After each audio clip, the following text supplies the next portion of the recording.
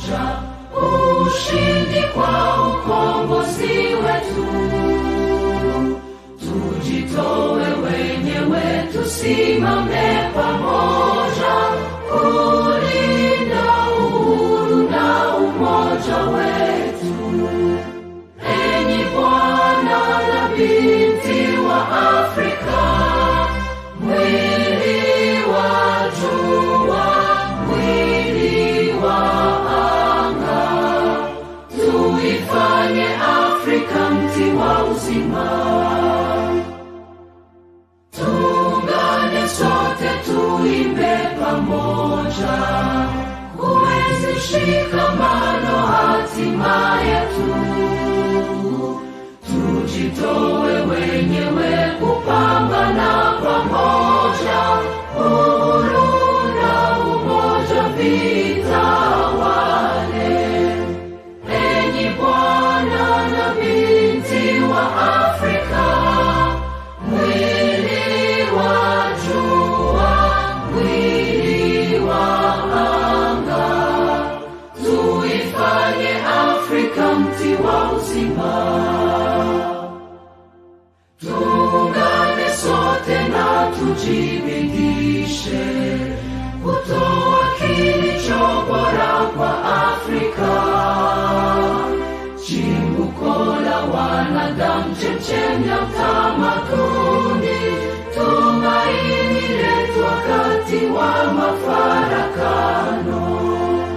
Enyi Bwana na binti wa Afrika, mwili wa jua, mwili wa anga, tuifanye Afrika mti wa uzima.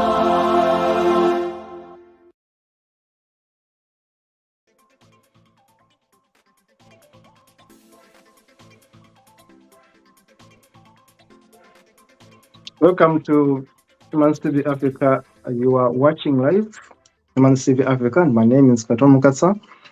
In the studio is my Kenyan colleague Hussein Baya, who is here to help us produce this show. I am a Ugandan and of course very interested in issues, human rights, issues, development, progress. We are here as a TV to share with you and make a contribution to the development of our continent, our world, and to the betterment of our people. This is Humans TV Africa. We are a registered non-government organization that is operating in several countries, including Uganda, Kenya. We are in Zambia, Zimbabwe. We are in Nigeria and Ghana. We are in Sierra Leone. We are in the UK. And we are in the US. We are growing as an NGO that is interested in issues, media. We are the first one of the kind to go into this kind of venture. Now, join us and be able to subscribe, please. I want to encourage you to please subscribe to our YouTube channel. And Facebook page is Humans TV Africa. Subscribe to our channel, which is Humans TV Africa. Google us and you'll see us, Humans TV Africa. And please subscribe and be able to see all the best shows we have produced so far. Now, you can write to us. Our email is info@humanstvafrica.com. And our WhatsApp number is right there on the screen. Our spokesperson, Brian Kabeko in Kenya, will be able to respond to you and then be able to appear on set and work with us. Remember, we are looking for interns, we are looking for volunteers, for people who can work with us. We are here for the long haul, for a long stay. Now today is country profile. I'm talking about country profiles. And of course, I'm talking about Uganda. Uganda is my country. It is a very small country, basically the size of England. If you know the size of England, that is Uganda. It's a very small country. But I should tell you, Uganda is the true part of Africa. It's a very beautiful country. We have about 45 million people. And majority of our citizens, of our people, are below 75, are below 35 years. And that is about 75% of our population is below 35 years. Now, we are 45 million people. Now, we can imagine if you have the majority below 35 years, it means that we have a very young population and very youthful and of course very active there, which can actually do a lot of good in promoting production in Uganda. But there are challenges, of course. There are many good things about Uganda. There are challenges of unemployment among the youth, whereby our stat shows that at least among the 27 million people of the young people in Uganda, at least uh, at least 18 millions are basically not fully employed. They are into disguised unemployment, and some of them are basically unemployed. Now, that's the best challenge I should point out. But of course, Uganda is known for its rich history, its rich culture. It's a former British colony. The British ruled us from the 1800s up to 1962 when Uganda got the independence. And from then, we've had nine presidents ruling Uganda. I don't see that it was leadership. It has been basically ruling Uganda, and fits here and there, a bit of dictatorship here and there. We have had a bit of challenges in changing governments, insurgencies, civil wars, and that is it. But today, Uganda is not under civil war, is not under attack, because there are issues of political challenges, issues of bad regimes and bad government there. But all in all, Uganda is progressing in one way or another. It is peaceful generally to the outsider. Uganda has 1.5 million people as refugees. I should tell you, Uganda is the highest country with the number of refugees in Africa and possibly in the world. We have over 1,500,000 refugees in Uganda. And Uganda's policy for refugees is the best in the world because we allow everyone to come in and we allow everyone to settle quickly. People get jobs in Uganda quickly, and people get land in Uganda quickly, and people join society, the community very quickly. They go into our schools, they are absorbed into our schools quickly. We give work permits very quickly in Uganda. Uganda is very, very, very hospitable country. Majority of the refugees in Uganda are from Southern Sudan. And we have over 700,000 refugees from Southern Sudan, of course, from Congo, Somalia, and other countries in war. That is Uganda. Very receptive and, of course, very welcoming. Of course, Uganda has minerals, such a number of minerals, and of course, Uganda has wealth, including gold, diamonds, copper, and of course, other agricultural products like coffee, bananas, and others. I'm going to invite my producer today, Hussein Baya, to showcase for us these maps of Uganda and other things very, very fast. Baya, as we go through talking about Uganda, I'll be giving the stats as you show these photos coming through about Uganda. Look at the map of Uganda, and of course, you're going to see Uganda is a very small country, very beautiful country, have the best flag in the world. This is country profiles. We are talking about Uganda today and how progressive this country has been. That is Uganda for you today. Now, this is the map of Uganda, a very beautiful map with black, yellow, red, and of course our crested crane. The red is the blood that joins us. The yellow is the sunshine, and the black is the color of our skin. That is Uganda. Now, when you look at this map of Uganda, this one shows you the major towns in Uganda.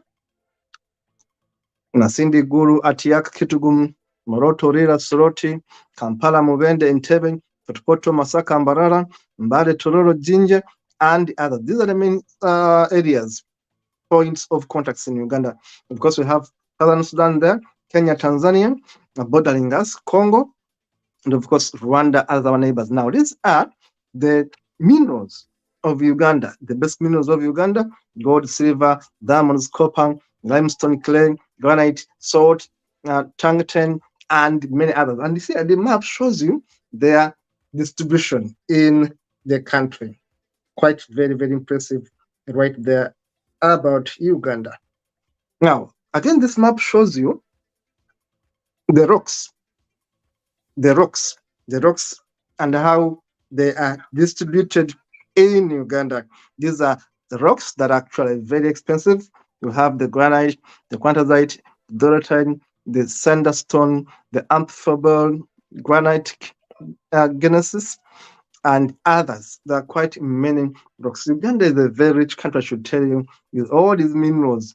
And then we are a country blessed with so many ethnic groupings. We have over 50 ethnic groupings. In this map here, it shows you where these groupings are. In the north, we have the Acholi, the Rugubala, and in the far east, the Karamojong there, the Itasots there, the Langi, and then in the central, we have the Baganda, and of course, in the west, we have the Banyolo, Batolo, Banyankole. These are the main ethnic groups of Uganda. Quite many, but, but, but very rich in culture. You can see who's better in Uganda. The biggest ethnic groupings are the Bantu.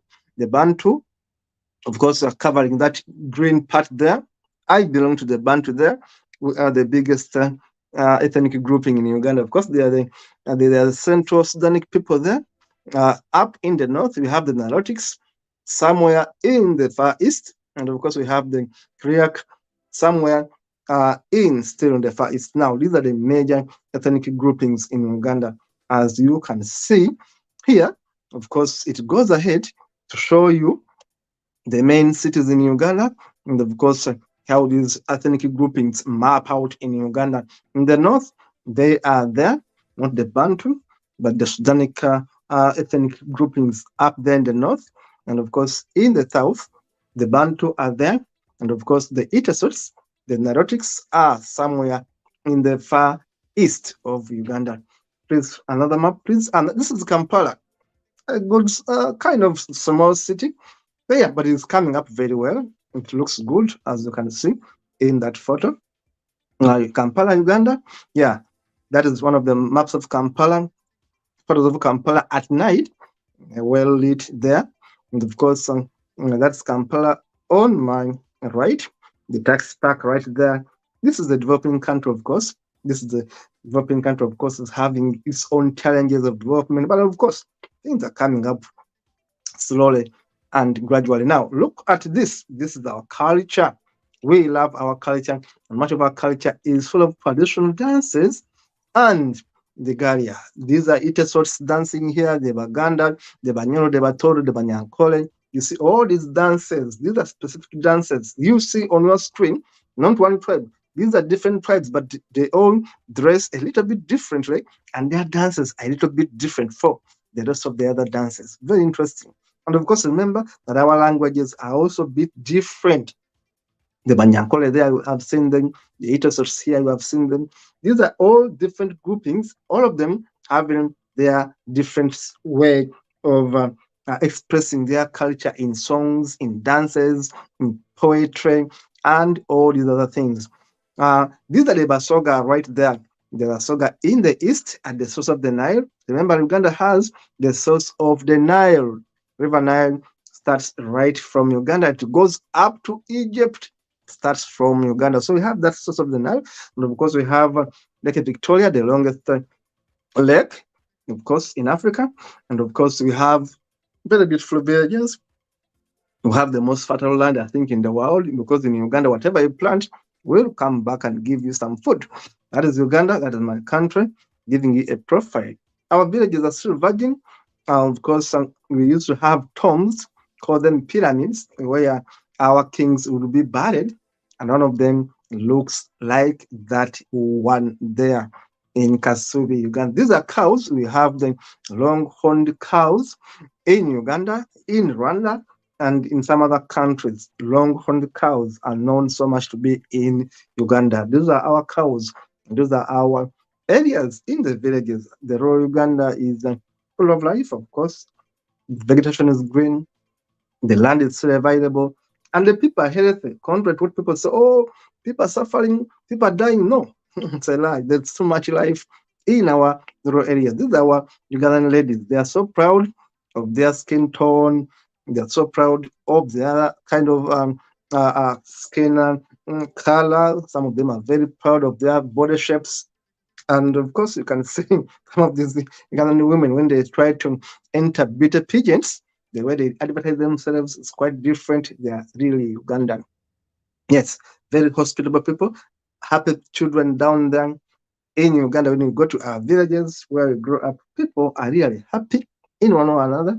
The environment is good, nothing to do with winter, snow. No, our environment is the best in the world.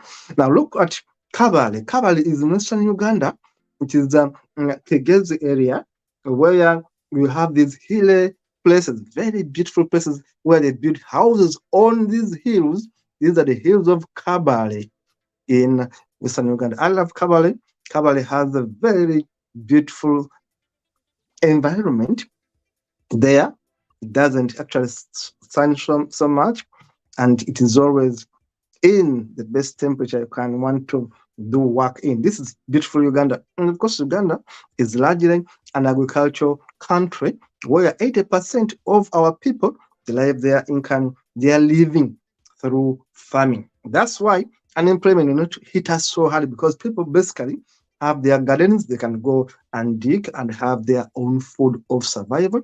We teach our children to dig, to do some bit of agriculture, because without food, you cannot survive. So in Uganda, most of us are farmers because we want to have our own food. We have tourist attractions. If you come to Uganda, be sure to go to Queen Elizabeth National Park, Kidepo National Park, Bwindi, Impenetrable Forests.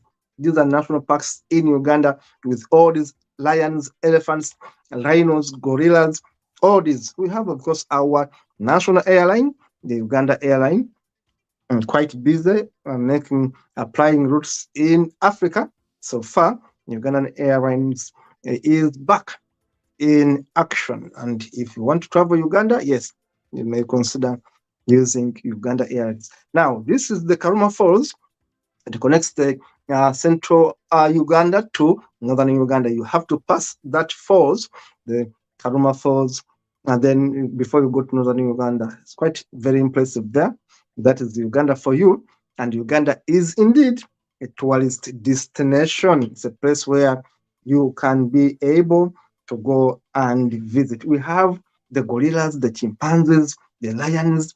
People come and watch. We have, of course, Mountain Rwenzori, the highest peak in the world, Mountain Rwenzori, right there in Uganda. And of course, we have many tourist destinations. In fact, some of the ways where we earn money as Ugandans is through tourism. Accommodation is earning Ugandans a lot of money. Tourism brings in so much money into the economy.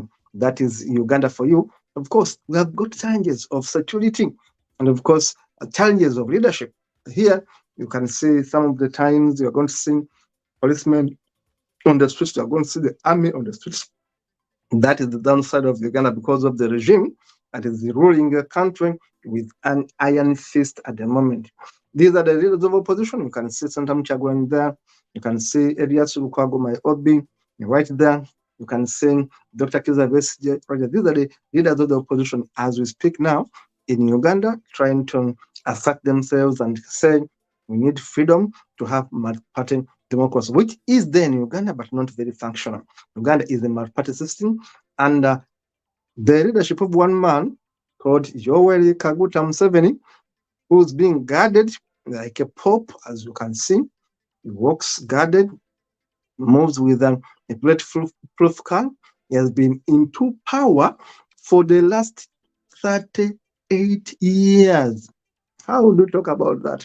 The man came to power in 1986. That man you see on your screen has been into power since 1986. We haven't known any other president, and somehow that gentleman there has messed up our country. I should say that as I speak today, corruption is too high in Uganda. As I speak today, our national debt is 48% to the GDP. Our national debt is 48% to the national GDP, and our debt is 22 billion US dollars. Our debt today is 22 billion US dollars. In fact, our debt is threatening our survival because money is being borrowed from IMF, World Bank, Chinese, and all that, and then this money is being misused. Thank you so much for being a wonderful audience. This was Uganda at a glance. Uganda has challenges. Remember the youth unemployment, which is rising. Remember the health sector, which is known to working properly. Remember the roads, which are having challenges there and there.